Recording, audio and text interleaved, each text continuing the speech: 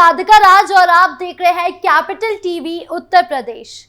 आपने वो कहावत तो जरूर सुनी होगी कि नाच न जाने आंगन टेढ़ा, यानी आप अपनी गलतियां का, अपनी नाकामियों को छुपाने के लिए किसी और को जिम्मेदार ठहरा देते हैं। यूपी उपचुनाव के नतीजे सामने आए जिसमें 7 सीटें एनडीए के खाते में गई और 2 सीट सपा के खाते में गई, जिसके बाद सभी पार्टियों ने चुनाव आयोग को, प्रशासन को, सरकार को, सबको जिम्मेदार ठहराना शुरू कर दिया। सपा आरोप लगा रही थी कि उपचुनाव निष्पक्ष नहीं हुआ है। अब बसपा की तरफ से आरोप लगाया गया है। मायावती ने उपचुनाव में एक भी सीट ना मिलने के बाद ऐसा फैसला लिया जिसने सबको हैरान कर दिया। लगातार चुनावों में मिल रही हार के बाद मायावती ने बड़ा फैसला लिया है। तो क्या है मायावती का वो बड़ा फैसला जिसने सबको हैरान कर दिया है और क्यों लिया ये फैसला, बताएंगे आपको इस रिपोर्ट में।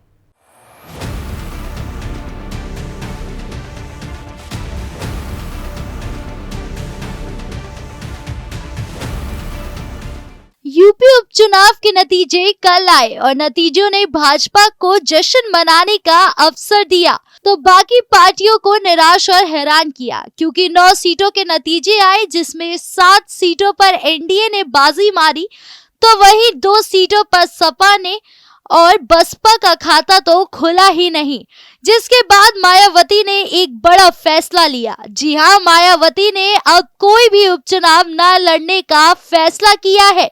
बसपा सुप्रीमो मायावती ने आज प्रेस कॉन्फ्रेंस आयोजित की।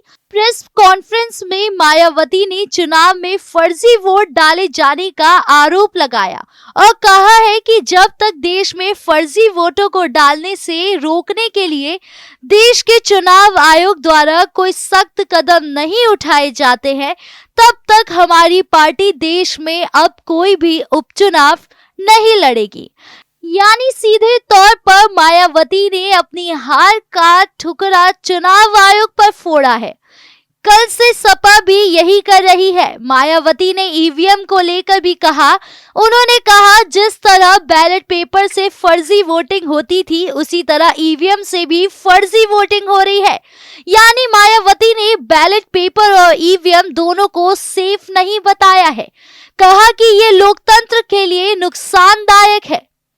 मायावती ने कहा महाराष्ट्र राज्य में विधानसभा के हुए आम चुनाव में भी इसे लेकर काफी आवाजें उठाई जा रही है। यह हमारे देश और लोकतंत्र के लिए खतरे की बड़ी घंटी है। ऐसी स्थिति में अब हमारी पार्टी ने ये फैसला लिया है कि जब तक देश में फर्जी वोटों को डालने से रोकने के लिए देश के चुनाव आयोग द्वारा कोई सख्त कदम नहीं उठाए जाते, तब तक हमारी पार्टी देश में अब कोई भी उपचुनाव नहीं लड़ेगी। हमारी पार्टी देश में लोकसभा व राज्यसभा में विधानसभा के चुनाव तथा स्थानीय निकाय के चुनाव पूरी तैयारी और दमदारी के साथ लड़ेगी।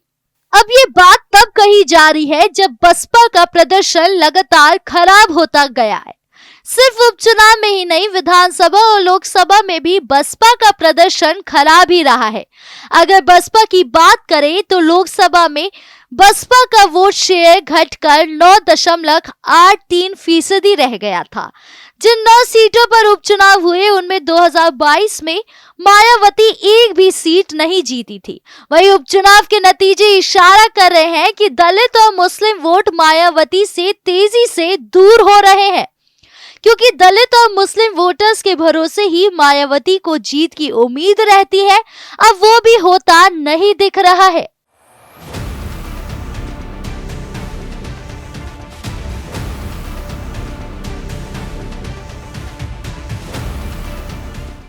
तो वहीं अब देखना होगा कि क्या चुनाव आयोग मायावती के प्रेस कॉन्फ्रेंस को लेकर किस तरह की प्रतिक्रिया देता है। क्या चुनाव आयोग के द्वारा कोई कदम उठाया जाएगा, और अगर नहीं उठाया जाएगा तो क्या सच में अब बसपा कभी उपचुनाव नहीं लड़ेगी। आपको क्या लगता है, कमेंट बॉक्स में जरूर बताएं और यूपी की तमाम बड़ी खबरों से जुड़े रहने के लिए देखिए कैपिटल टीवी उत्तर प्रदेश।